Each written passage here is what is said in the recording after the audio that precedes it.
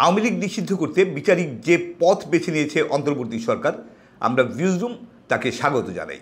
আমরা মনে করি বিষয়টি আদালতের হাতে ছেড়ে দিয়ে সরকার অত্যন্ত বিচক্ষণতার পরিচয় দিয়েছে। কারণ আদালত যে রায় দেন না কেন সেটা দেয়া হবে কোনো ধরনের বিরাগ, বিদ্বেষ, প্রতিহিংসা বা পক্ষপাতিত্ব থেকে না, যথাযথ আইনগত প্রক্রিয়ায় নিরপেক্ষ, স্বচ্ছ ও গ্রহণযোগ্য বিচার প্রক্রিয়ার মধ্য দিয়ে। আর তাতে আদালতের রায় দেশের ভেতরে এবং আন্তর্জাতিক অঙ্গনে অনেক বেশি গ্রহণযোগ্যতা পাবে। ভবিষ্যতে যে কোনো পরিস্থিতিতে ফ্যাসিস্ট আওয়ামী লীগের ফিরে আসার পথ চিরতরে রুদ্ধ হয়ে যাবে। অন্তর্বর্তী সরকারের উপদেষ্টা পরিষদ আন্তর্জাতিক অপরাধ ট্রাইব্যুনালে আওয়ামী লীগ ও তার নেতাদের বিচার কাজ সম্পন্ন না হওয়া পর্যন্ত আওয়ামী লীগের সব ধরনের কার্যক্রম নিষিদ্ধের যে সিদ্ধান্ত নিয়েছেন, আমরা তাকেও সমর্থন করি। আমরা মনে করি সন্ত্রাস বিরোধী আইনের আওতায় সাইবার স্পেস সহ সব ক্ষেত্রে আওয়ামী লীগের কার্যক্রম নিষিদ্ধ করার যে সিদ্ধান্ত অন্তর্বর্তী সরকারের উপদেষ্টা পরিষদ নিয়েছে, সেটা নেওয়া হয়েছে খুব যুক্তিসঙ্গত কারণেই।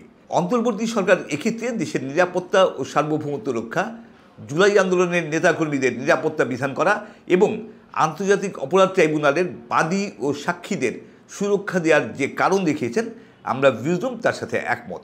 আমরা সরকারের এই পদক্ষেপকেও স্বাগত জানাই। আমরা সবাই জানি যে মানবতা বিরোধী অপরাধের অভিযোগে আওয়ামী লীগের বিচার করার গণদাবির মুখে অন্তর্বর্তী সরকার শনিবারই জারি করেছে আন্তর্জাতিক অপরাধ ট্রাইব্যুনাল আইন সংশোধন অধ্যাদেশ।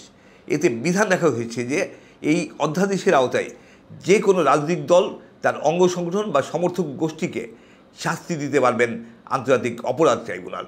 অধ্যাদেশে বলা হয়েছে এই আইন বা প্রযোজ্য অন্যান্য আইনে যা কিছুই থাকুক না কেন, যদি ট্রাইব্যুনালের কাছে প্রতীয়মান হয় যে কোনো সংগঠন এই আইনের 3 ধারার 2 উপধারার অধীনে কোনো অপরাধ সংগঠন করেছে, আদেশ দিয়েছে, চেষ্টা করেছে, সহায়তা করেছে, উস্কানি দিয়েছে, মদত দিয়েছে, ষড়যন্ত্র করেছে, সহযোগিতা করেছে অথবা অন্য যে কোনোভাবে সেই অপরাধ সংগঠনে সহায়তা করেছে, তাহলেই ট্রাইব্যুনাল তাকে শাস্তি দিতে পারবেন।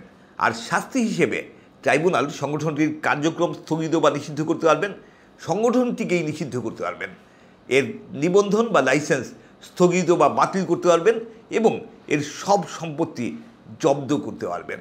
এই সব ক্ষমতাই দেওয়া হয়েছে আন্তর্জাতিক অপরাধ ট্রাইব্যুনাল আইন সংশোধন অধ্যাদেশে।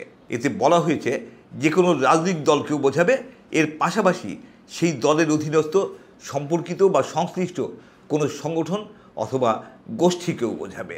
আমরা ভিউজরুম মনে করি বহু প্রত্যাশিত এই অধ্যাদেশ জারি করার বিষয়টি আওয়ামী লীগ এবং এর অঙ্গ ও সহযোগী সংগঠনগুলোকে স্থায়ীভাবে নিষিদ্ধ করার ক্ষেত্রে একটি অনেক বড় পদক্ষেপ।